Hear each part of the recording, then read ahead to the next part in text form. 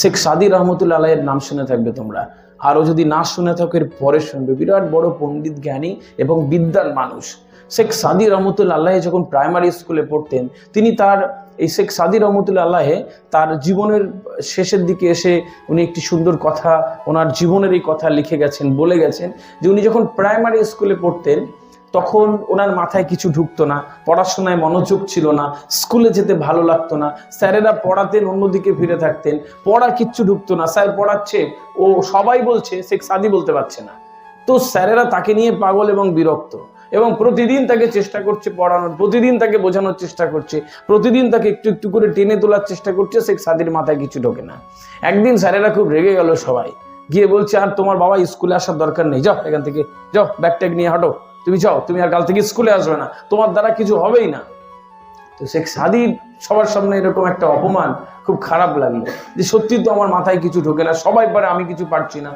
তো স্কুল থেকে বেরিয়ে ব্যাগটা নিয়ে ব্যাগটা এক জায়গায় ফেলে দিয়ে উনি হাঁটা করলেন, যার স্কুলে কোনোদিন আসবো না। তো রাগে গজগজ করছে, খারাপ লাগছে। তো এরকম করতে করতে উনি হেঁটে হেঁটে একটু পাহাড়ি উপত্যকা ঘেরা একটা জায়গাতে গিয়ে উনি বসে পড়লেন, এবং বসে চিন্তা করছেন যে এখানে লাভ মেরে কি মরে যাবো, আর জীবন রেখে কি করব? এই জীবন রেখে তো কোনো লাভ নেই, আমি তো কিছুই পারি না, আমার দ্বারা কিচ্ছু হবে না, স্যারেরা বলে দিয়েছে তোমার দ্বারা পড়াশোনা হবে না, আমি তো কিচ্ছু পারবো না, থাক এই জীবন শেষ করে ফেলি। তো খানিকক্ষণ বসে থাকার পরে উনি ভাবছেন যে কি বা করবার। তো হঠাৎ করে ওনার খুব জলের তৃষ্ণা পেয়ে গেল, জল খাবে। তিনি ওখান থেকে ছোট্ট একটা লাফ দিয়ে, যেখানে দেখলে যে ছোট্ট একটা ঝর্ণা রয়েছে, ঝর্ণা দিয়ে জল পড়ছে। তো উনি কি করলেন, ওখানে গিয়ে ওই ঝর্ণার জলের নিচে হাতটা পেতে যতটুকু জল খাওয়ার খেয়ে নিলেন, তৃষ্ণাটা মিটে গেল। এবার উনি ওই জলটা নিয়ে একটু মুখে ঝাপটা দিয়ে ওপরের দিকে তাকালেন। তো খুব একটা উঁচুতে নয় ওই ঝড়ের যে ঝর্ণাধারা পড়ছে, উনি ওখানে দেখলেন যে জলের যে নরম প্রবাহমান একটা ধারা, এবং অনবরত সেই জলটা পড়বার কারণে ওই পাথরের যে অমসৃণতা ছিল সেটা মসৃণ হয়ে গেছে, ওখানটা প্লেন হয়ে গেছে, মসৃণ হয়ে গেছে। অনবরত যে জল পড়ছে, ওই জল পড়বার কারণে পাথরের যে পাথর খণ্ডের যে চড়াই উতরাই ছিল, ওইটা ক্ষয়ে ক্ষয়ে ক্ষয়ে ক্ষয়ে মসৃণ হয়ে গেছে, একদম প্লেন হয়ে গেছে।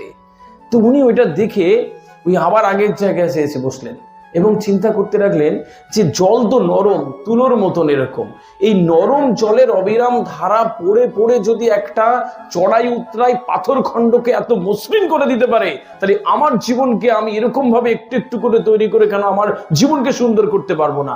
আমি আজ থেকে প্রতিশ্রুতি দিচ্ছি, এরকম ভাবে প্রতিদিন একটু একটু করে অল্প অল্প শিখে আমার জীবনকে শ্রেষ্ঠত্ব দেব।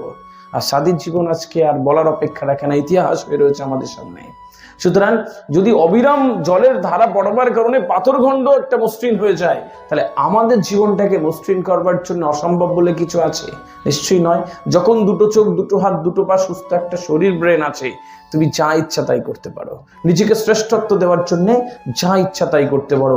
মাথার মধ্যে এই মেন্টালিটিটা ঢুকিয়ে দিতে হবে। আমার মনে হয় যে মন থেকে চেষ্টা করো না একবার যে আমি পারবো, সে আসলে পেরে যায়। ইংরেজিতে একটা কথা আছে, if you think you can, you can. যদি ভাবো তুমি পারবে, তুমি পারবে। শুধু নিজেকে শ্রেষ্ঠত্ব দেওয়ার একটা প্রতিশ্রুতি বুকের মধ্যে লালন করতে হবে, পালন করতে হবে।